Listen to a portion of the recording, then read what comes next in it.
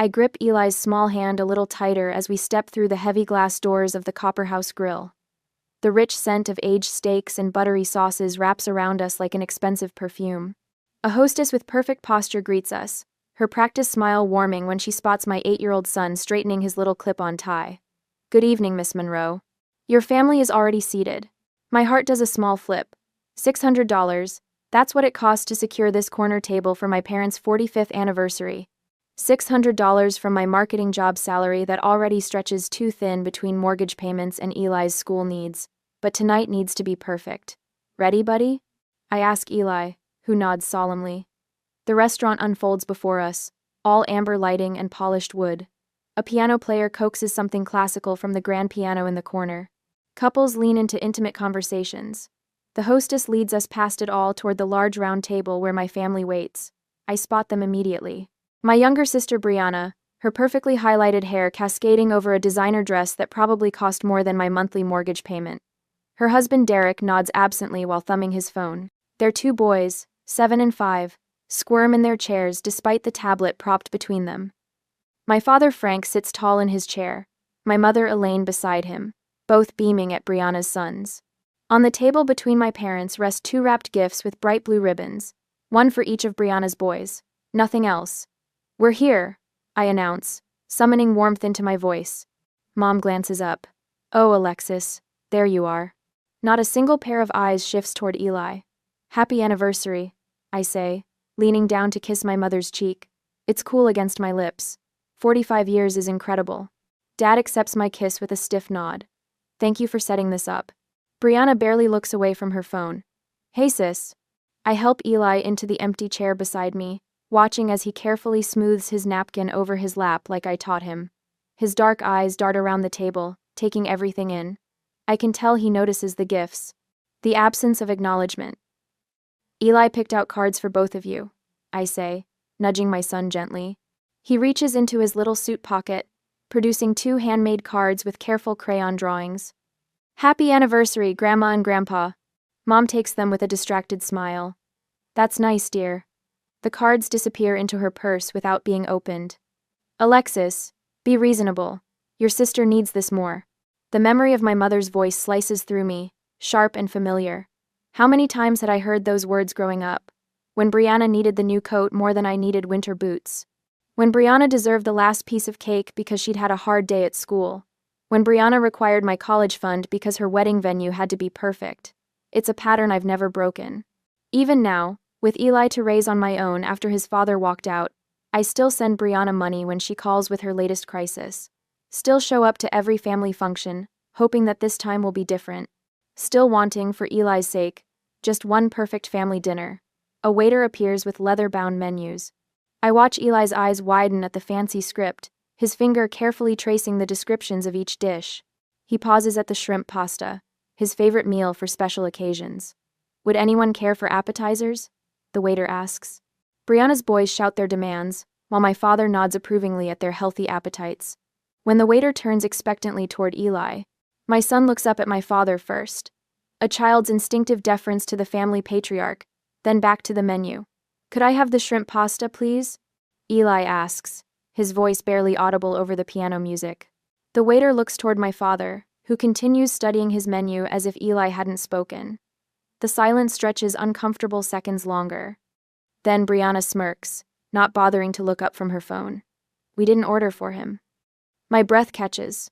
Before I can respond, my father adds coldly, "You should have packed him something." The table goes deadly silent. Even Brianna's boys stop squirming, sensing the sudden tension. Eli shrinks in his chair, his eyes dropping to his empty plate. His small shoulders curve inward like he's trying to disappear. I feel something crack inside me. Not dramatically, but with the quiet finality of ice breaking on a winter lake. 5 years of raising this gentle, kind boy alone. 5 years of bringing him to family gatherings where he's treated as an afterthought. 5 years of telling myself it would get better if I just tried harder. My face remains perfectly still as I process what has just happened. My family has deliberately excluded my child from dinner. At an event I paid for. At a table I reserved. The waiter shifts uncomfortably beside us. "Perhaps I should come back." "No," I say, my voice unnervingly calm. "That won't be necessary." I stand slowly, straightening to my full height. Please cancel any pending orders for this table. Alexis. My mother begins, alarm creeping into her voice. Bill it all to my father. I continue, meeting the waiter's eyes. It's his celebration, after all. I reach for Eli's hand. He looks up at me, surprise replacing the hurt in his eyes. It's the first time he's seen me stand up to my family. The first time I've truly chosen him over their approval. Frank's face reddens. Now wait just a minute. No, I say again. I don't think I will. Brianna's mouth hangs open in shock as I guide Eli from his chair. We walk away from the table, past the curious glances of nearby diners, through the elegant restaurant where I'd hoped my son might finally feel included in his own family. He squeezes my hand as we reach the doors. Are you mad, Mom? Not at you, I tell him. Never at you. Only at myself, for how long it's taken me to see what was right in front of me all along. Later that night, my phone buzzes for the 13th time. I don't need to check it to know who it's from. The screen lights up the darkened kitchen where I sit alone, bank statements spread across the table like fallen leaves. Each notification brings another accusation. Frank, you humiliated us in front of everyone, after everything we've done. Elaine, how could you embarrass your father on his special night, after everything we've done for you? Brianna, so dramatic. It was just dinner. You're overreacting as usual. I sip cold coffee and pull another statement from the stack. The truth hides in plain sight between deposit notices and withdrawal confirmations. My fingertip traces each transaction as if touching a bruise to confirm it's real. There it is, $900 transferred to Brianna's account on the first of every month for the past 8 months. Half her rent, though she'd claimed it was for emergency car repairs the first time. Then medical bills, then her boys' school supplies. The money never came back. Another statement reveals $3,000 in emergency loans that vanished without repayment or acknowledgement. 4 years of my life cataloged in financial support that no one remembers giving. I close my eyes, the numbers burning behind my lids. When I open them, I notice Eli's school photo on the refrigerator, his cautious smile, those serious eyes taking everything in. Just like at the restaurant. My phone buzzes again. I silence it. 3 days pass in blessed quiet. I'm chopping vegetables for Eli's lunch, when knocking erupts at the front door, 3 sharp raps that speak of entitlement. Through the peephole, I see them. Frank stands center, shoulders squared in his golf polo. Elaine hovers behind him, arms crossed. Brianna shifts her weight from one designer heel to the other, chewing her lip in fabricated distress. I consider pretending I'm not home, but their car is visible in my driveway. I've run out of places to hide. Coming, I call, wiping my hands on a dish towel. The moment I open the door, Frank pushes past me into my modest living room. The space shrinks with their presence. We need to talk, he says, not waiting for an invitation. Eli is at school, thankfully. This isn't something an 8-year-old should witness. About what? I ask, closing the door behind them. Frank's nostrils flare. About that dinner fiasco. You embarrassed this entire family. Brianna's eyes well with practiced tears. People are still talking about it. Our reputation. Frank slaps a folded paper onto my coffee table. It unfolds to reveal a typed invoice for $1,200, double my original deposit. You owe us. Elaine steps forward, voice honey-sweet but eyes cold. Be reasonable, Alexis. Pay up, or we'll tell everyone what an ungrateful daughter you really are. The threat hangs in the air between us. I feel that familiar urge to cave, to write a check just to make them leave, to buy another few weeks of peace. Instead, I say, excuse me for a moment. I need to make a call. I step into the kitchen, my hands steadier than I expect as I dial. Aunt Carla? It's Alexis. Could you and Uncle Ray come over? Right now? It's important. 20 minutes of frosty silence later, the doorbell rings. Ray and Carla enter like reinforcements in a battle I've fought alone too long. Ray's 6'4" frame and quiet dignity make Frank straighten slightly. Carla, my mother's older sister, surveys the scene with sharp eyes that miss nothing. What's this about? Ray asks, voice calm but carrying authority Frank has always resented. Brianna starts her performance again. Alexis abandoned us at Dad's anniversary dinner and now won't take responsibility.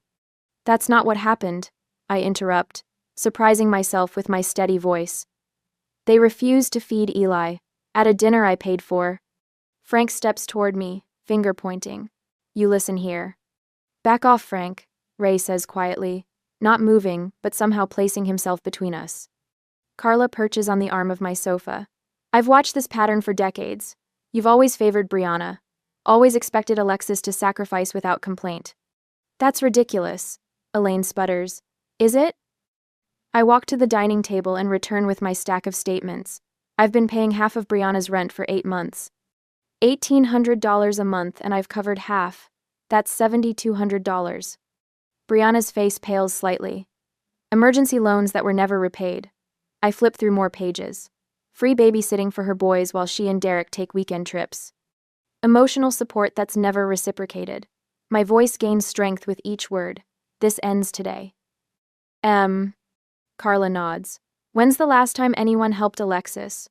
When she was divorcing Jason? When Eli had pneumonia last winter? When her car broke down in July? Silence settles over the room. Frank stares at the floor. Elaine examines her manicure. Brianna swallows hard. That's what I thought, Carla says. I walk to my purse and remove 6 crisp $100 bills, money I can't really spare but need to spend for my sanity. I slide them across the coffee table toward the invoice. Half the deposit. That's fair. Ha. Frank reaches for the cash. Now about the rest. The rent payments to Brianna stop today, I say, voice level despite my pounding heart. And I've documented everything, every transfer, every text begging for money, every promise to pay me back. If anyone wants to talk about who's ungrateful, I have receipts. Brianna's false tears dry instantly. You can't do that. I have bills. So do I. I gather the statements and return them to their folder. We're finished here. Frank sputters objections, his face flushing dark red. Brianna looks panicked, her eyes darting to Elaine for support that doesn't materialize. I believe my niece asked you to leave, Carla says, standing. Ray moves toward the door, opening it wide in silent invitation. They file out Frank first, then Elaine, then Brianna, who pauses to hiss. You'll regret this, before Ray's presence urges her forward. I close the door behind them. The house feels suddenly larger, the air easier to breathe. Ray squeezes my shoulder once before he and Carla slip away with promises to call tomorrow. Alone, I slide down against the door until I sit on the floor. My hands tremble violently now, tears I wouldn't let them see build behind my eyes. But I hold them back. Eli will be home soon. He doesn't need to see me cry. Not today. Today, for the first time in my adult life, I've chosen myself. 2 days later, I checked my phone for the 10th time this morning, scrolling through my notifications with a knot forming in my stomach.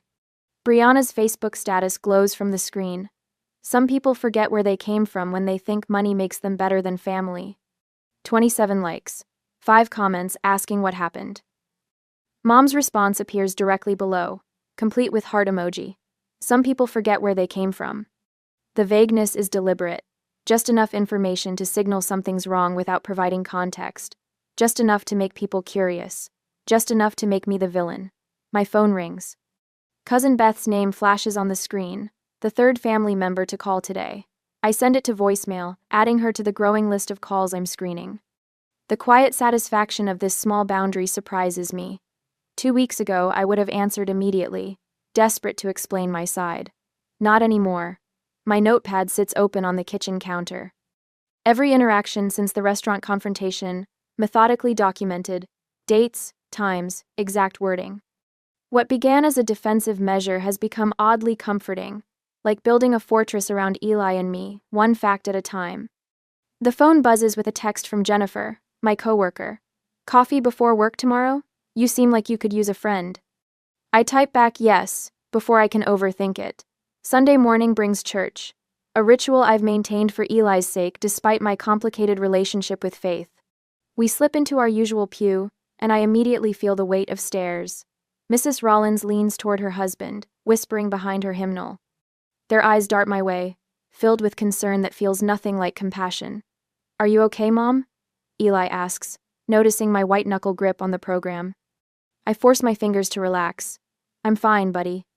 Later, in the fellowship hall, I overhear Elaine's friend Patricia, having mental issues since the divorce. Such a shame for that little boy. I guide Eli toward the door without comment. Another note for my documentation when we get home. Tuesday afternoon brings my second therapy session. Dr. Winters sits across from me, her silver-framed glasses catching the light as she reviews my notes. "This is excellent documentation, Alexis," she says, tapping the notebook. "Most people don't think to record these interactions." "I need to remember exactly what's happening," I explain. "Sometimes I doubt myself." "That's common with long-term family patterns," she nods. "You're establishing boundaries many people never manage. How does that feel?" I consider the question carefully, like putting down something heavy I didn't realize I was carrying. Thursday evening finds me pushing a cart through Sunridge Market, Eli beside me reading items from our shopping list. We turn into the baking aisle, and my body tenses before my mind fully registers why. Brianna stands near the flour, her phone pressed to her ear. She spots us immediately. "I'll call you back," she says loudly, ending her call. Her eyes narrow as she approaches. "Well, if it isn't the family destroyer." Eli edges closer to me. I place a protective hand on his shoulder. "We're just grocery shopping, Brianna," I say quietly. "This isn't the place." "There is no right place when you're tearing a family apart over nothing." Her voice rises, drawing attention from other shoppers.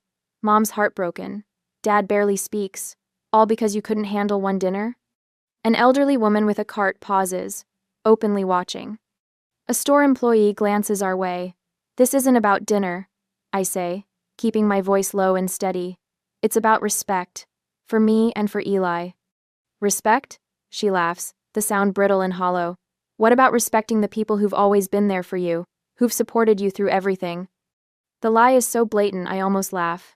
Memories flash. The rent payments I've been making for her apartment. The emergency cash transfers that never got repaid. The childcare I provided while she and Derek took weekend trips. "You'll regret choosing your pride over family." She continues, voice dropping to a theatrical hiss. "Family is everything, Alexis. Everything." I said. The old me would have apologized, would have found some way to smooth things over, would have taken Brianna for coffee afterward to talk it out, ending with me somehow apologizing for being hurt. Instead, I simply say, "Excuse us," and guide my cart around her. "Really? You're walking away?" she calls after us. I keep moving, Eli's small hand finding mine. "You did good, Mom," he whispers, once we're in the next aisle. His approval fills me with unexpected strength. The support continues to appear in unlikely places. Jennifer meets me for coffee before work, listening without judgment as I share carefully edited highlights of the family drama. "Sounds like you're finally standing up for yourself," she observes. "About time." Miss Watson, Eli's teacher, mentions during parent pickup that he seems more confident in class. "Whatever changes you're making at home, they're working," she says with a warm smile. Dr. Winters validates my boundaries as healthy, not selfish. "Your family has a narrative about who you are and what you owe them," she explains. "When you challenge that narrative, they'll escalate before they accept the new reality." Aunt Carla calls daily, her check-ins a lifeline of family connection without the toxicity. "Your mother pulled this same routine when I refused to loan Frank money for his failed hardware store venture," she reminds me. 2 months of silent treatment, then she pretended nothing happened. Most surprising is the single-parent support group I joined at Dr. Winters' suggestion. Here, among strangers sharing similar struggles, I find myself opening up about patterns I've never articulated before. Their nodding understanding feels like permission to continue healing. The following week, on Wednesday, my phone rings during a client meeting. Eli's school number flashes on the screen. "Miss Monroe?" The principal's voice sounds strained. "Could you come in this afternoon? There's a situation we need to discuss." Ice forms in my stomach. "Is Eli okay?" "He's fine, but we've received a concerning report. It would be better to discuss in person." 3 hours later, I sit across from Principal Delaney, a woman from Child Protective Services beside him. My hands shake slightly as I fold them in my lap. Someone has filed an anonymous report claiming neglect. The CPS worker explains, her tone professional but not unkind. "We're required by law to investigate all reports." The fear that initially flooded me transforms into something harder, colder. What kind of neglect? Inadequate food unsupervised after school hours, possible emotional neglect. Each accusation is so absurd it would be laughable if it weren't so serious. My mind immediately catalogs the facts. fully stocked fridge, Eli's after-school program attendance records, his excellent academic performance. When would you like to conduct your home visit? I ask, my voice steadier than I feel.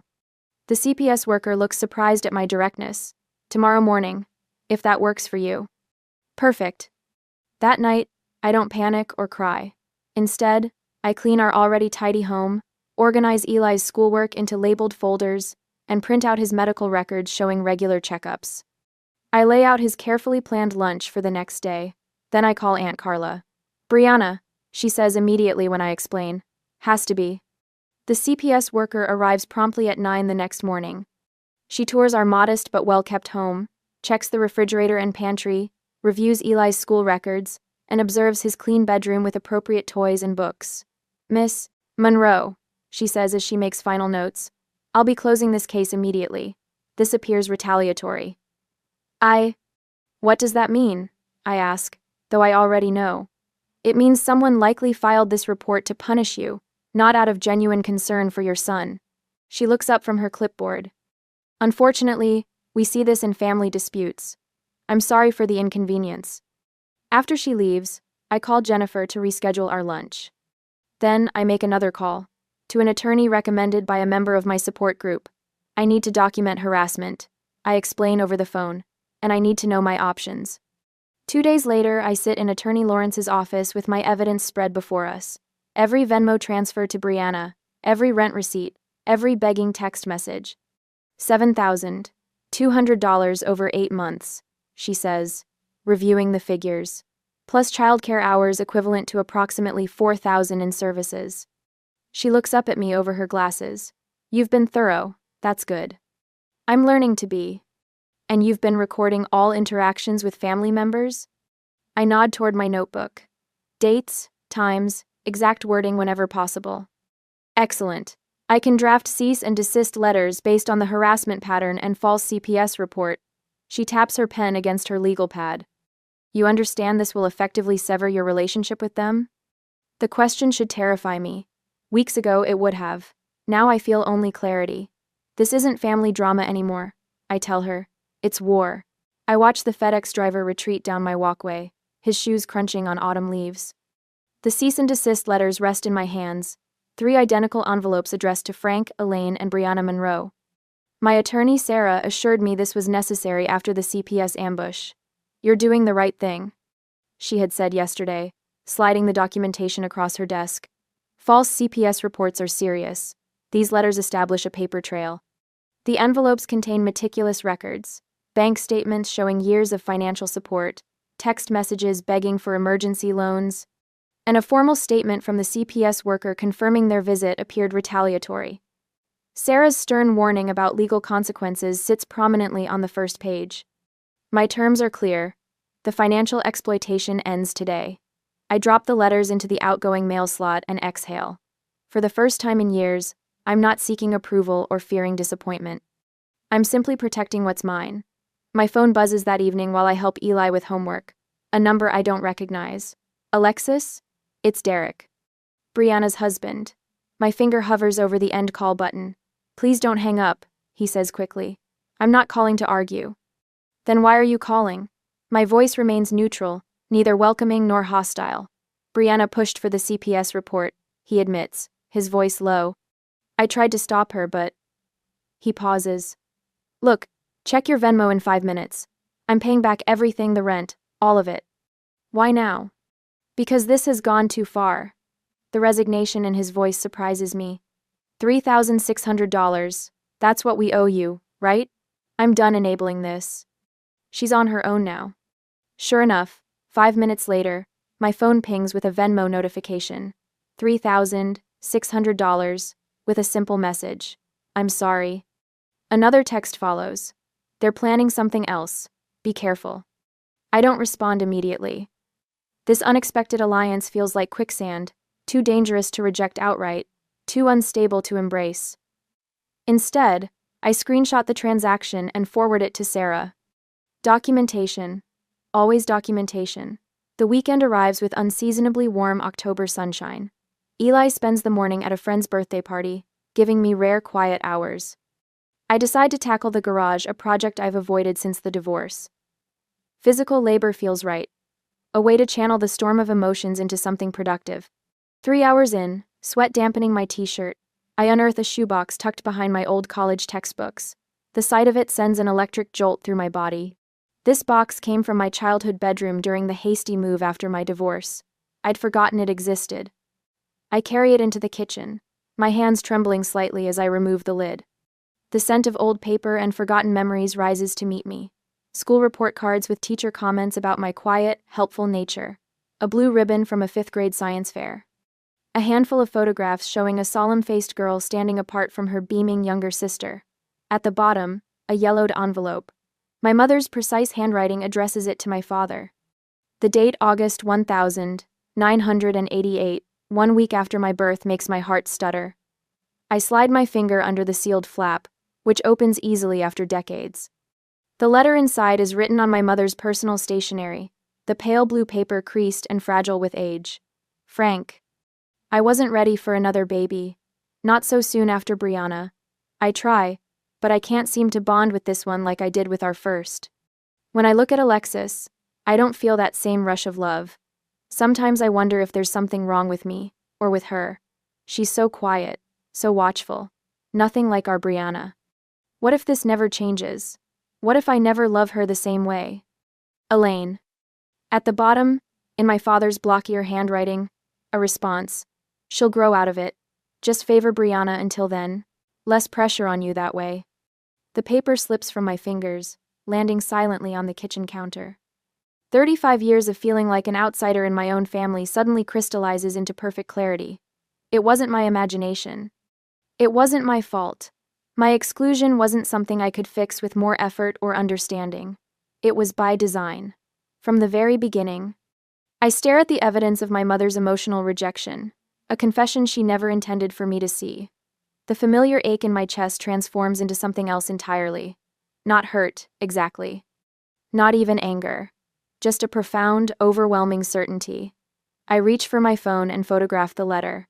Without allowing myself to hesitate, I send the image to my parents and Brianna.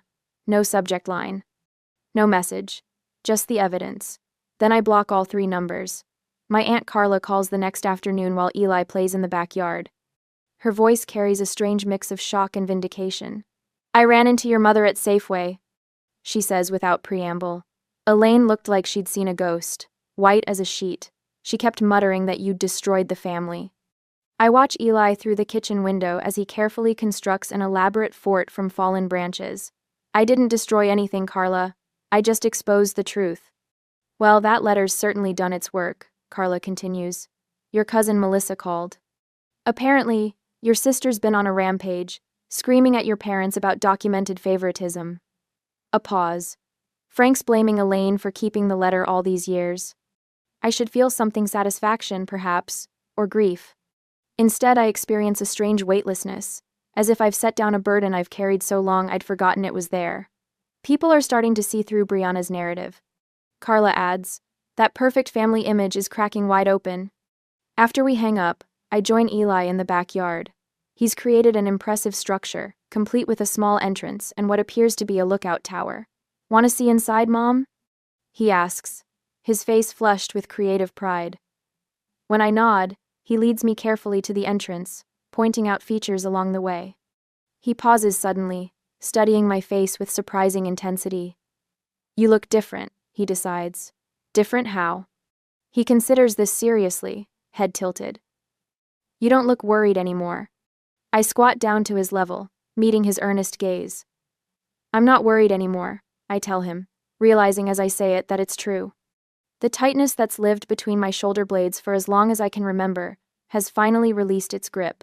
Family narratives shatter easily when exposed to light.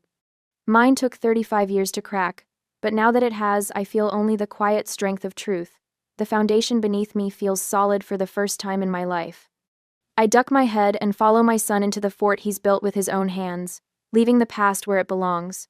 The certified letter arrived on a Tuesday 2 weeks later. Official, crisp, white envelope with a prestigious law firm's embossed return address. My fingers trembled slightly as I sliced it open after sending Eli off to school.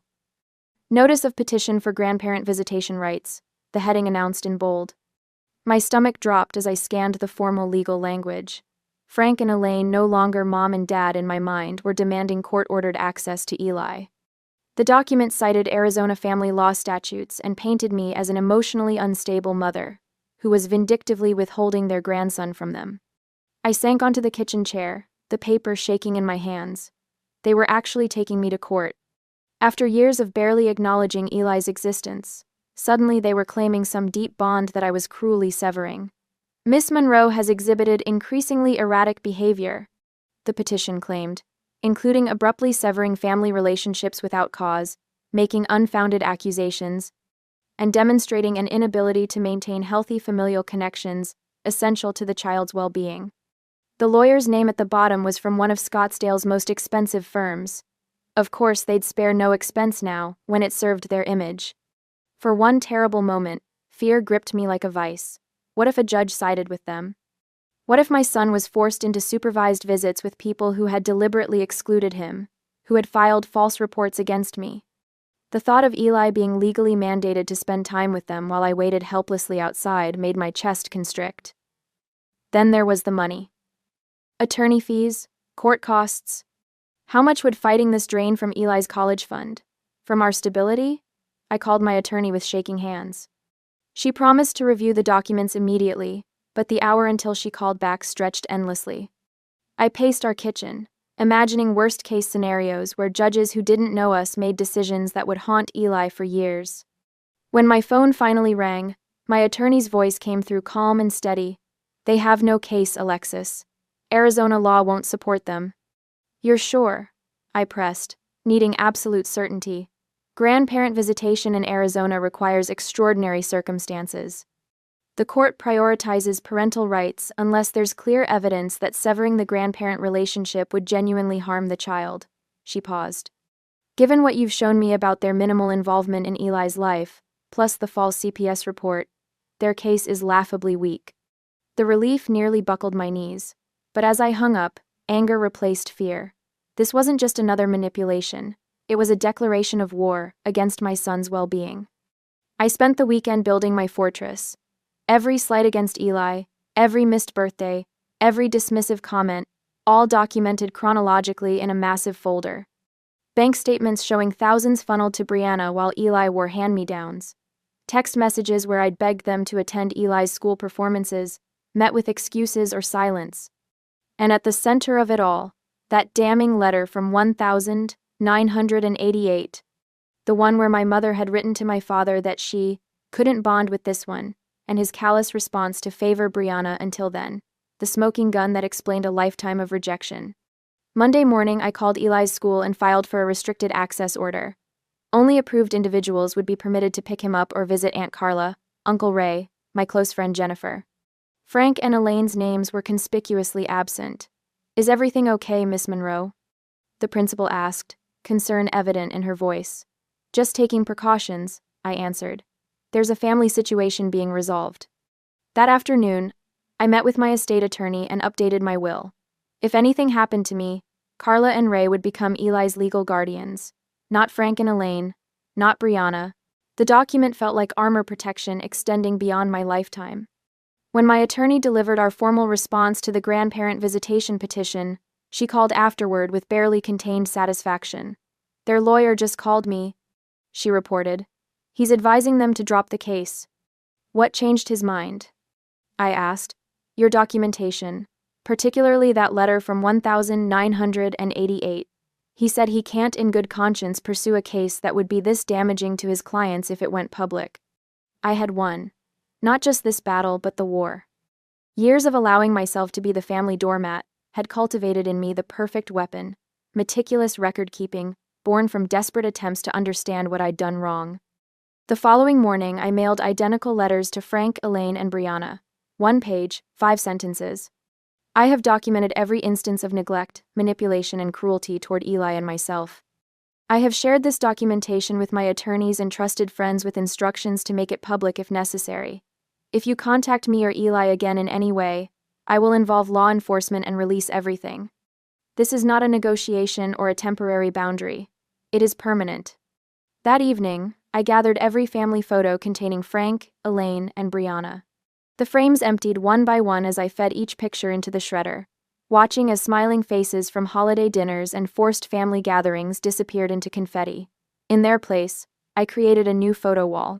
Eli and me at the Grand Canyon, Carla and Ray teaching him to fish, Jennifer's family joining us for Thanksgiving, our chosen family, the people who actually showed up.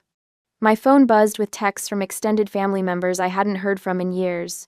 My father's brother asking if what he'd heard was true. My mother's cousin expressing shock at the CPS report. The power dynamics were shifting, the carefully curated family narrative crumbling.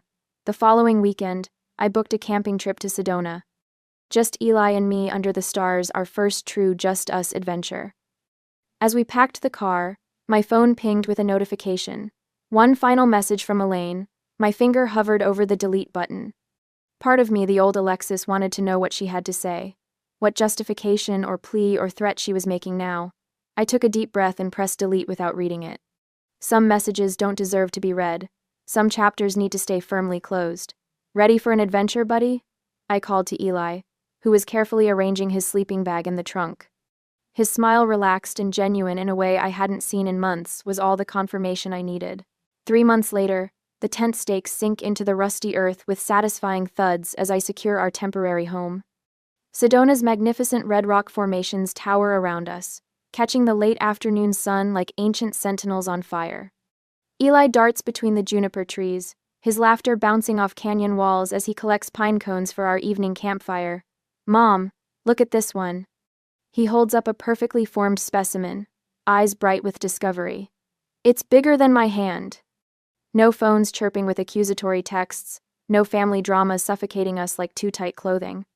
Just open skies, fresh air, and my son's voice stronger and more confident than I've ever heard it.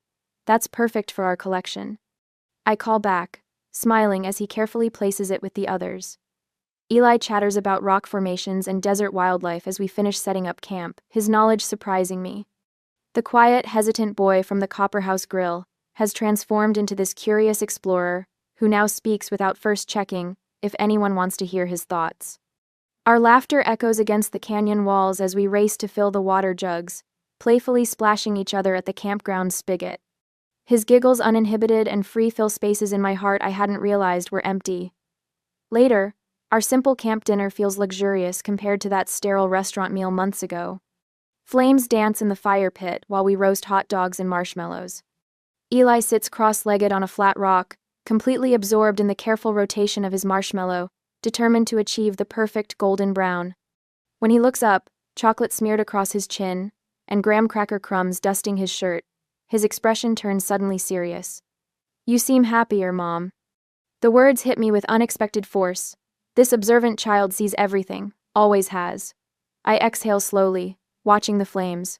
I am. 3 months ago, those same words might have been forced reassurance. Tonight, they're simple truth.